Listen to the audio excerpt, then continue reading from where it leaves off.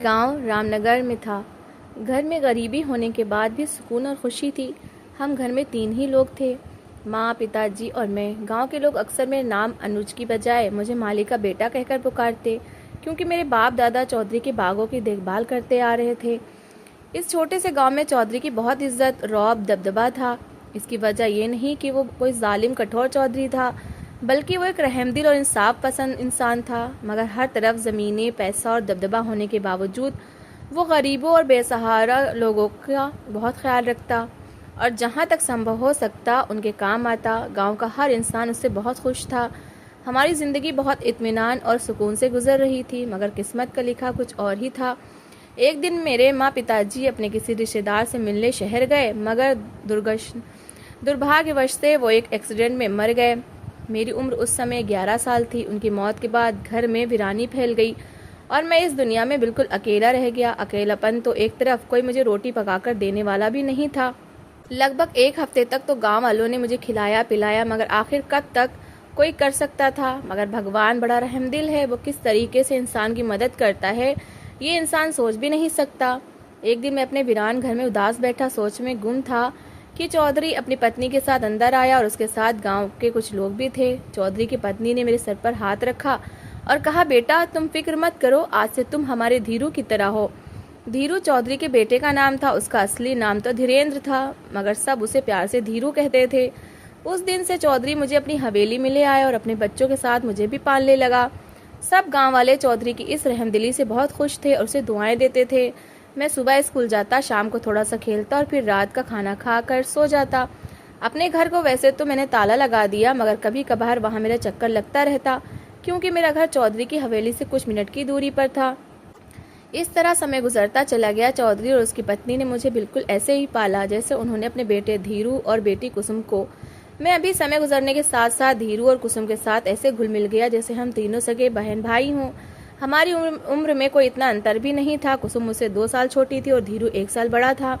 हम इकट्ठे स्कूल जाते, खेलकूद करते और खाते पीते। मुझे कभी ये महसूस नहीं हुआ कि मैं चौधरी का पाला हुआ बेटा हूँ, ना ही कभी चौधरी या उसकी पत्नी ने मुझे महसूस होने दिया। इसी तरह हंसी खुशी जिंदगी के 10 साल और बीत गए। मैं, धीरू और कुसुम बचपन से लड़कपन और लड़कपन से जवानी के दौर में दाखिल हो चुके थे। धीरू कट काठ में तो अपने बाप पर था, यानी ऊंचा लंबा जवान, मगर स्वभाव का बहुत तेज। बात बात पर गुस्सा करता और हर बात को अपनी ईगो का मसला बनाना तो जैसे उसका काम था। कुसुम बहुत सुंदर थी, सफेद रंगत, लंबे बाल और सुंदर नए नक्श। जब वो श्रृंगार करती तो मर्द क्या औरतें भी उसे देखकर जल जाती। और पहनावा सबसे निराला था, और होता भी क्यों ना, आखिर वो चौधरी की बेटी थी और भगवान ने उसे जिंदगी की हर खुशियाँ दी थी। किसी भी चीज़ की कमी न थी।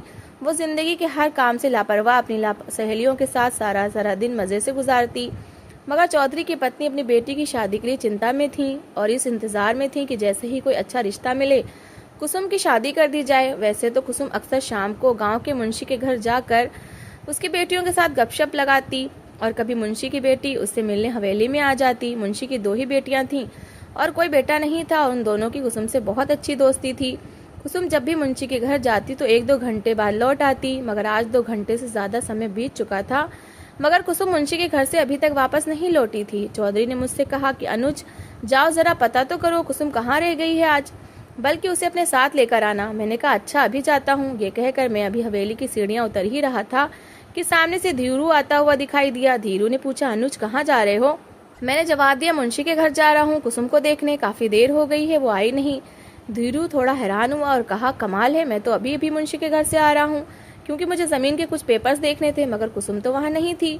ये सुनते ही चौधरी ने कहा कि हो सकता है मुंशी की बेटियों के साथ बाग की तरफ चली गई हो। धीरू ने कहा, मगर मुंशी की तो दोनों बेटियां घर पर ही मौजूद थीं। ये सुनकर चौधरी परेशान होने लगा, मगर मैंने उनसे कहा, पिताजी आप फिक्र ना करें, हम पता करते हैं। ये कहकर हम दोनों हवेली के दरवाजे की तरफ खड़ी जीप की तरफ अभी बढ़ ही रहे थे कि सामने से कुसुम आती हुई दिखाई दी थी। उसे देखकर धीरू ने पूछा, कहाँ थी तुम? कुसुम ने कहा, मैं तो मुंशी के घर गई थी। धीरू ने कहा, कुसुम तुम वहाँ नहीं थी, मैं अभी मुंशी के घर से लौट रहा हूँ। कुसुम थोड़ा गुस्से में आ गई और कहा, धीरू तू ज्यादा थानेदार न बन, अब क्या मैं तुझसे पूछकर जाया करूंगी कि मुझे कहाँ जाना है और कहाँ नहीं। ये कहकर कुसुम गुस्से में आगे बढ़ गई, मगर चौधराई ने जब थोड़ा नरमी से पूछा कि कुसुम किधर गई थी, कहाँ थी, कुसुम कहने लगी, माँ आज मेरा दिल कर रहा था कि अकेले बाग की सैर करूं, इसलिए मुंशी के घर से निकलने के बाद मैं बाग की तरफ चली गई थी। ये सुनकर चौधराइन और हम दोनों थोड़ा शक में तो पड़े, लेकिन किसी ने कुछ नहीं कहा। ये सोच कर कि शायद ऐसा ही हो, क्योंकि कुसुम पहले कभी इस तरह घर से देर से नहीं आई थी। उस दिन के बाद कुसुम का ये रूटीन बन गया था कि हफ्ते में 1-2 बार इस तरह जरूर देर से घर आती और पूछने पर इसी तरह बहाना बना कर देती। इस तरह ये बात हम सबके लिए शक की वजह बनने लगी। पहले तो चौधराइन ने चौधरी से इस बात का जिक्र न किया, मगर आखिर कब तक, क्योंकि इस तरह तो कई तरह के शक दिमाग में जन्म ले रहे थे। इस बात को लेकर एक बार तो धीरू का कुसुम से झगड़ा भी हुआ था, मगर फिर हम सबके दिमाग में ये सवाल बगैर किसी जवाब के ही रह गया कि आखिर कुसुम ने पहले तो कभी ऐसा नहीं किया था, या फिर शायद ये हमारा वहम हो और सच यही हो कि कुसुम सच में मुंशी की बेटियों से मिलने के बाद बाग की सैर के लिए चली जाती है। कुछ दिन तो इसी तरह गुजर गए और अब कुछ दिनों से कुसुम ने मुंशी के घर आना जाना भी कम कर दिया था। अचानक इस तरह का बदलाव कुसुम में देखकर हम सब हैरान थे, मगर अजीब बात यह थी कि कुसुम न तो उदास लगती और न ही उसके चेहरे पर कोई दुख नजर आता। हालांकि बचपन के दोस्तों या सहेलियों से अगर एकदम ही इस तरह मिलना जुलना छूट जाए तो इंसान थोड़ा उदास जरूर होता है, मगर उदासी तो दूर की बात, उल्टा कुसुम का चेहरा तो पहले से भी ज्यादा खिला नजर आता और वह खुश नजर आती। कुसुम को स्वभाव में हुए इस बदलाव का क्या कारण था, इसका तो कोई अंदाजा भी नहीं लगा पा रहा था। बहरहाल हम सब शायद अनदेखा इसलिए भी कर रहे थे कि बात कोई खास परेशानी की नहीं लग रही थी। एक रात तकरीबन 2 बजे के करीब मेरी तबीयत कुछ खराब थी और मुझे नींद नहीं आ रही थी। रात को आमतौर पर हवेली के सारे नौकर अपना काम खत्म करके चले जाया करते, इसलिए हवेली में सिर्फ हम घर के लोग ही होते थे, यानी चौधरी, चौधराइन, धीरू, कुसुम और मैं। क्योंकि रात काफी हो चुकी थी, इसलिए मैं किसी से कहने के बजाय खुद उठा और किचन में आया। सोचा कि चाय बनाकर पी लूं तो शायद तबीयत में कुछ बेहतरी आ जाए। मैं भी चाय बना ही रहा था कि किचन में धीरू आया। वो पानी पीने आया था, जो कि अक्सर वो रात को उठकर पिया करता था। 2-3 बार तो जरूर उठता, ये उसकी बचपन से ही आदत थी। मुझे चाय बनाते देखकर उसने कहा कि यार, नींद तो आज मुझे भी नहीं आ रही, चलो मेरे लिए भी चाय बना दो, दोनों साथ गपशप करते हैं, शायद कुछ वक्त कट जाए। तो मैं चाय बनाने में बिजी हो गया और धीरू वहीं पर एक कुर्सी पर बैठ गया। हम दोनों चुप थे और चाय तैयार होने का इंतजार कर रहे थे। इसी दौरान हमें महसूस हुआ कि कोई मर्द और औरत धीरे धीरे आपस में बात कर रहे हैं। हवेली में खामोशी होने की वजह से हमें पता था कि हमारा वहम नहीं है। बातों की आवाज साफ उस तरफ से सुनाई दे रही थी जिधर कुसुम का कमरा था, जो कि किचन के पास ही था। बातों की आवाज सुनकर मैं और धीरू कुछ सेकंड एक दूसरे की तरफ सवालिया नजरों से देखते रहे, मगर हम बोले कुछ नहीं। इसके बाद धीरू फौरन उठा और सीधा ऊपरी मंजिल पर अपने कमरे में गया और पिस्तौल लेकर नीचे आया। मैं किचन के दरवाजे पर ही चुपचाप खड़ा था। धीरू तेजी से गुस्से में सीढ़ियों से नीचे उतरा और जाकर जोर से कुसुम के दरवाजा खटखटाया। ये शोर सुनकर चौधरी और चौधराइन भी जाग गए और घबरा कर अपने कमरे से बाहर आए। कुसुम ने दरवाजा खोला तो वो बहुत घबराई हुई थी। धीरू ने उसे धक्का दिया और कमरे में दाखिल हुआ। मैं, चौधरी, चौधराइन अभी कुसुम के कमरे की तरफ बढ़ ही रहे थे कि गोली चलने की आवाज आई। धीरू के पास जब तक हम पहुंचे 3 बार गोली की आवाज आ चुकी थी। जब हम सब कमरे में गए तो एक नौजवान खून में लथपथ जमीन पर ढेर पड़ा था और धीरू गुस्से से उसकी लाश को देख रहा था। कुसुम डर के मारे चुपचाप खड़ी थी। धीरू फौरन कुसुम की तरफ लपका और उस पर पिस्तौल तान कर चिल्लाने लगा, मगर मैंने और चौधराइन ने उसके हाथ से पिस्तौल छीन ली। धीरू पर जुनून सवार था, वह कुसुम पर लातों और गालियों की बौछार करता रहा, मगर चौधरी और मैंने मिलकर बड़ी मुश्किल से कुसुम को बचाया। चौधराइन ने कुसुम से कहा कि तू चल मेरे कमरे में, यहाँ मत खड़ी रहे। चौधराइन कुसुम को लेकर अपने कमरे में चली गईं, इस यकीन से कि अब धीरू कुसुम को कुछ नहीं कहेगा। मैं उस नौजवान की लाश की तरफ लपका। मैंने जब लाश को सीधा करके देखा तो मेरी हैरानी की कोई हद न रही, क्योंकि ये लाश चौधरी के बाग में काम करने वाले उस नौजवान की थी जिसे 1 साल पहले चौधरी ने काम पर रखा था। हम तीनों कुछ सेकंड लाश को हैरानी से देखते रहे। सुबह होने को थी और लाश को अगर हम ठिकाने लगाना भी चाहते तो आखिर कहाँ लगाते। दूसरी तरफ मामला घर की इज्जत का था। चौधरी और उसके बड़े बूढ़ों की पूरी जिंदगी की बनाई हुई इज्जत खाक में मिलती नजर आ रही थी। हम तीनों की समझ में कुछ नहीं आ रहा था कि क्या करें। चौधरी बाहर हाल में जाकर बैठ गया। मैं और धीरू कमरे के कोने में थे और दूसरे कोने में लाश। धीरू ने कहा, अब अपमानित होने के सिवा कोई चारा नहीं। कुछ ही देर में सुबह होने वाली है और पूरा गांव, आसपास के दूसरे गांव में भी ये बात जंगल की तरह, आग की तरह फैल जाएगी। वो ये कहते हुए उठा और अपने बाप के पास जाकर बैठ गया और कहने लगा, चलिए पिताजी, हम खुद थाने जाकर थानेदार को सच्चाई बता देते हैं। चौधरी ने कहा कि हाँ, मेरा भी यही ख्याल है। अगर भगवान ने हमारे नसीब में बदनामी ही लिखी है तो क्या कर सकते हैं। वो दोनों ये कहते हुए थाने जाने के लिए अभी उठ ही रहे थे, मगर मैंने कुछ सेकंड सोचने के बाद आवाज दी, धीरू रुक जाओ। और मेरी बात सुनो। ये सुनकर धीरू और चौधरी मेरी तरफ पलटकर देखने लगे। चौधरी कहने लगा, अब क्या रह गया है?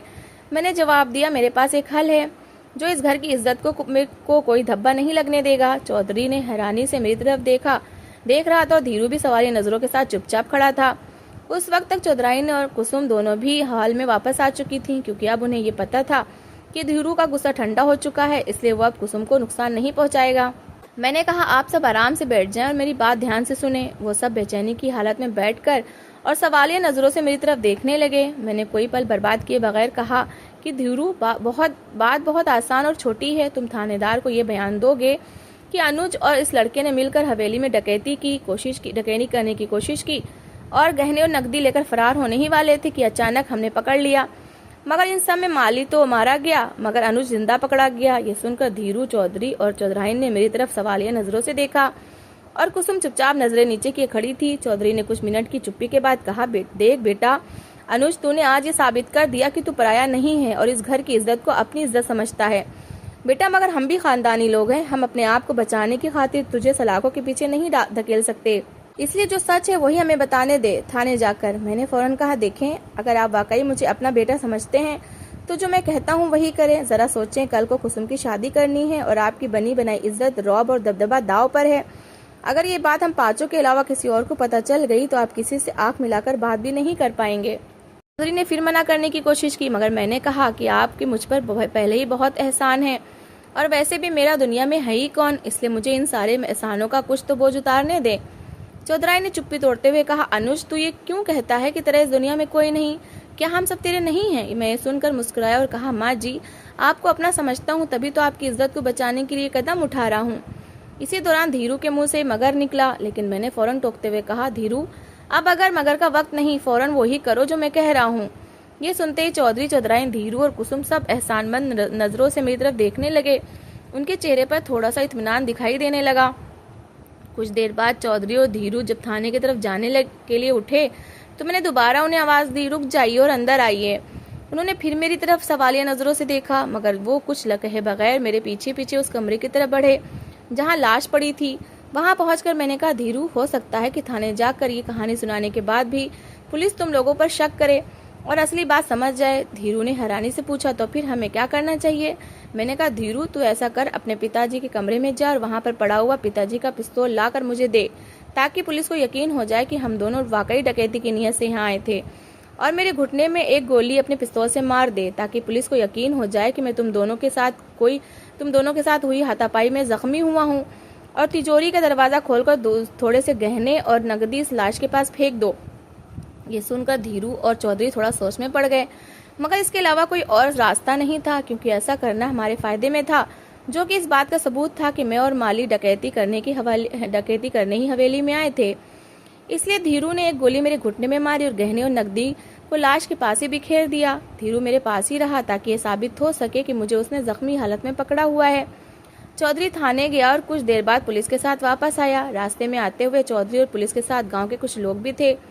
पुलिस कमरे में दाखिल हुई। धीरू मुझ पर पिस्तौल ताने खड़ा था और मैं कोने में जख्मी टांग के साथ जमीन पर बैठा था। पुलिस के आते ही धीरू ने कहा कि थानेदार साहब, ये पिस्तौल अनुज से मिला है। उस पिस्तौल में मैंने अपनी उंगलियों के निशान पहले ही लगा दिए थे, ताकि पुलिस को यकीन हो जाए कि पिस्तौल मेरे हाथ में था। और जब चौधरी पुलिस को लेने गया था, तब मैंने धीरू के कहने पर अपने पिस्तौल से गोली उसके हाथ में मार दी थी, ताकि पुलिस को यकीन दिलाने में हमें आसानी हो जाए। पुलिस ने मुझे गिरफ्तार किया और थाने ले गई। कुछ दिनों में मुझे अदालत में पेश किया गया। मैंने जज के सामने बगैर कोई ना नुकुर किए इस पाप को स्वीकार कर लिया और मुझे 15 साल की सजा सुनाई गई और अदालत से सीधा जेल भेज दिया गया। अदालत से जेल जाते हुए चौधरी, चौधराइन और बाकी सारे घर वाले शुक्रगुजार नजरों से मेरी तरफ देख रहे थे, और मैं दिल ही दिल में बहुत इत्मीनान में था कि भगवान ने मुझे चौधरी के एहसानों का बदला चुकाने के लिए आज मौका दिया। जेल में मेरी कैद के दिन शुरू हो चुके थे। दिन से रात और रात से दिन बीतते चले गए। जेल में मेरा अच्छा व्यवहार देखकर पुलिस भी मेरे साथ कोई बुरा व्यवहार नहीं करती थी, क्योंकि मैं जेल में कानून को फॉलो करता और सबके साथ अच्छे बर्ताव के साथ रहता था, चाहे वो मेरे साथी कैदी हों या जेल के गार्ड। इस जेल की जिंदगी में मुझे मिलने ना तो कभी चौधरी या चौधराइन आए और न ही धीरू या कुसुम। वो आ भी कैसे सकते थे, क्योंकि दुनिया वालों की नजरों में तो मैं उनका मुजरिम था। जेल में वक्त इसी तरह गुजरता गया और 10 साल का समय बीत गया। एक दिन जेलर ने मुझे अपने ऑफिस में बुलाया और कहा, अनुज तुम्हें मुबारक हो, तुम्हारे अच्छे बर्ताव के कारण सरकार ने तुम्हारी सजा कम करते हुए तुम्हारी बाकी 5 साल की सजा माफ कर दी है, इसलिए तुम्हें अगले हफ्ते जेल से बरी कर दिया जाएगा। मैं ये सुनकर बहुत खुश हुआ और साथ ही थोड़ा उदास भी, क्योंकि जेल से बरी होने के बाद मैं हवेली नहीं जा सकता था और चौधरी चौधराइन धीरू और कुसुम से भी नहीं मिल सकता था, क्योंकि अगर मैं ऐसा करता तो गांव वाले जरूर समझ जाते कि मामला कुछ और था। बहरहाल रिहाई का जोश और खुशी मेरे अंदर फूट फूट कर पल रही थी और मैं तड़प रहा था कि कब ये 7 दिन गुजरे और मैं जेल की दीवारों से बाहर जाऊं। ये 7 दिन मुझे गुजरे 10 साल से भी ज्यादा भारी लग रहे थे जो मैंने इस जेल में गुजारे थे। बहरहाल वो दिन भी आ ही गया जब मुझे जेल से बरी कर दिया गया। मेरी खुशी की कोई सीमा नहीं थी। मैं जेल से निकला और अपने गांव की तरफ चला आया। रात का वक्त हो चुका था। मैं अपने घर में आया और आराम से कुर्सी पर बैठ गया। 10 साल बाद भी कुछ नहीं बदला था। मेरे घर में वही एक चारपाई, चटाई और कुछ जरूरत के बर्तन और दीवार पर लगी मेरे स्वर्गवासी माँ बाप की फोटो थी। मैं बेचैन था कि कब चौधरी के घर जाऊं और सारे घर वालों से मिलूं, मगर मैंने सोचा थोड़ी सी रात और हो जाए ताकि गांव में सन्नाटा हो और मुझे चौधरी की हवेली की तरफ जाते हुए कोई न देख सके। साथ ही मैंने ये सोच रखा था कि अगर रास्ते में कोई इंसान मिल भी गया तो कह दूंगा कि मैं चौधरी से अपने पापों की माफी मांगने आया हूँ। इस तरह किसी को शक नहीं होगा। रात का आखिरी पहर शुरू होने को था। मैं उठा और हवेली की तरफ चल पड़ा। कुछ देर बाद मैं हवेली के दरवाजे पर पहुंच चुका था। मैंने दरवाजा खटखटाया। कुछ ही देर में दरवाजा खुला और सामने धीरू खड़ा था। धीरू मुझे देखकर बहुत हैरान हुआ। उसके चेहरे पर कोई खुशी, कोई चाहत के एक्सप्रेशन दिखाई नहीं दे रहे थे। शायद वो मेरे इस तरह अचानक आने पर हैरान था। पल भर धीरू ने मेरी तरफ देखने के बाद कहा, अंदर आ जाओ। मेरे अंदर आने के बाद धीरू ने जल्दी से दरवाजा बंद कर लिया। धीरू के कमरे से एक औरत बाहर आई जो मेरे लिए बिल्कुल अजनबी थी। धीरू ने कहा, ये मेरी पत्नी है। हमारी 8 साल पहले शादी हुई और हमारे 2 बच्चे भी हैं जो इस वक्त सो रहे हैं। मैंने पूछा, चौधरी और चौधराइन कुसुम कहाँ है? धीरू ने जवाब दिया, तुम्हारे जेल जाने के बाद कोई 3 साल गुजरे थे कि हमने कुसुम की शादी कर दी। वो अपने पति के साथ खुश है। उसका ससुराल भी अच्छा खासा खाता पीता घराना है। मैं ये सुनकर बहुत खुश हुआ और कहा, चलो शुक्र है। इसी दौरान धीरू की पत्नी मेरे लिए चाय ले आई। मैंने चाय का कप पकड़ते हुए धीरू से पूछा, धीरू, माँ जी और पिताजी कहाँ हैं? उसने मेरी तरफ देखते हुए कहा, वो दोनों अब इस दुनिया में नहीं रहे। ये सुनकर मैं चुप हो गया और धीरू का चेहरा देखने लगा। धीरू ने कुछ सेकंड की चुप्पी के बाद बताया, कुसुम वाले हादसे के बाद पापा की तबीयत अक्सर खराब रहने लगी थी। दरअसल वो दिल के रोगी बन चुके थे। फिर एक रात उन्हें हार्ट अटैक आया और वो इस दुनिया से चले गए। ये सुनकर मेरी आंखों में पानी आ गया। धीरू ने अपनी बात जारी रखी, दरअसल उन्हें कुसुम का गम खा गया। मैंने पूछा, और माँ जी? धीरू ने जवाब दिया, कुसुम की इस हरकत पर माँ जी तो पापा से ज्यादा दुखी थी, मगर जब से पिताजी का देहांत हुआ तो वो ज्यादातर अपने कमरे ही में रहती थी और किसी से बात ना करती। फिर एक सुबह जब उन्हें जगाने के लिए नौकरानी उनके कमरे में गई तो वो बिस्तर पर मुर्दा पड़ी थी। दरअसल वो दोनों ही कुसुम के सदमे को ना झेल पाए। मैंने तो ना चाहते हुए भी पिताजी के देहांत के बाद जल्दी शादी कर ली ताकि माँ जी अपने पोते पोतियों को खेलता देखें तो शायद कुसुम वाले गम को कुछ भुला दें। मगर कुसुम की इस हरकत ने उन दोनों के दिलों पर कुछ ऐसा गहरा जख्म लगाया कि कोई भी मरहम उसे नहीं मिटा सका। मेरे पास कहने को कोई शब्द नहीं थे। कुछ देर बाद मैंने कहा, धीरू, मुझे अपने बच्चों से तो मिलवाओ। उसने कहा कि इस वक्त दोनों कमरे में सो रहे हैं। आओ तुम्हें दिखाता हूँ। मैंने धीरू के साथ जाकर कमरे में दोनों बच्चों को देखा और प्यार से उनके सर पर हाथ फेरा और फिर हम दोनों बाहर हॉल में वापस आ गए। बाहर हॉल में आकर मैंने धीरू से कहा, अच्छा धीरू, अब मैं चलता हूँ, क्योंकि इस समय इतनी देर हमारा मिलना ठीक नहीं। गांव वाले कहीं कुछ शक शुरू ना कर दें और जो राज हमने आज तक छुपाया है कहीं खुल ना जाए। धीरे धीरे जब तुम गांव वालों को विश्वास दिला दोगे कि तुमने मुझे माफ कर दिया है तो फिर हमारा मिलना आसान हो जाएगा। फिर तुम मुझे कुसुम और उसके पति और बच्चों से भी मिलवाना। ये कहकर मैं बाहर के दरवाजे की तरफ चल पड़ा, मगर मुझे धीरू ने आवाज दी, अनुज मेरी बात सुनो। मैंने मुड़कर देखा तो धीरू ने कहा, अनुज बात यह है कि तुम तो जानते हो कि हमारी इस गांव में ही नहीं बल्कि आसपास के गांव में भी एक हैसियत और रुतबा है। लोग हमें दूर दूर से नमस्ते करते हैं और हमारी इज्जत करते हैं और तुम गांव वालों की नज़र में एक मुजरिम हो। अगर तुम मुझसे और कुसुम से मिलना जुलना शुरू कर दोगे तो हमारी क्या इज्जत रह जाएगी और हमारे रिश्तेदार और कुसुम के ससुराल वाले क्या सोचेंगे? जरा सोचो, अब दुनिया वालों की नज़रों में तुम जेल जा चुके मुजरिम हो और हम खानदानी और इज्जतदार चौधरी लोग हैं। इसलिए बेहतर यही है कि तुम अब दोबारा यहाँ कभी ना आना और ना ही हमसे कभी मिलने की दोबारा कोशिश करना। मैं सकते की हालत में धीरू की तरफ हैरानी से देख रहा था। मैं कहना तो बहुत कुछ चाहता था, मगर ना जाने जैसे मेरी जुबान को ताला लग गया हो, या शायद मेरे पास कहने को कुछ बाकी नहीं रहा था। मैं चुपचाप वहां से निकलकर वापस अपने घर की तरफ चल पड़ा। सुबह हो चुकी थी। रास्ते में गांव के कुछ लोग पीपल के पेड़ के नीचे बैठे हुक्का पी रहे थे। मुझे पास से गुजरता देखकर उन्होंने पूछा, सुनाओ अनुज, कैसे हो? जेल से रिहाई मिल गई? मैंने कहा, हाँ, कल ही जेल से बरी हुआ हूँ। ये कहते हुए मैं आगे बढ़ गया। चलते हुए मेरे कानों में इन गांव वालों की आपस में बातें साफ सुनाई दे रही थी। देखो, ऐसे होते हैं कमीने लोग। चौधरी ने इसके लिए सारी जिंदगी क्या कुछ नहीं किया, मगर इसने ये सिला दिया चौधरी को कि उसके घर ही डाका डाल दिया। इसे कहते हैं जिस थाली में खाया उसी में छेद किया। भगवान ऐसे लोगों से ही दूर रखे। तो दोस्तों, इस कहानी को लेकर आपकी क्या राय है, कमेंट बॉक्स में ज़रूर बताएं। और अगर कहानी अच्छी लगी हो तो प्लीज़ लाइक करें। अगर आपने हमारे चैनल को अभी तक सब्सक्राइब नहीं किया तो ज़रूर कर लीजिए। तो मिलते हैं ऐसी एक मोटिवेशनल कहानी के साथ। Thanks for watching.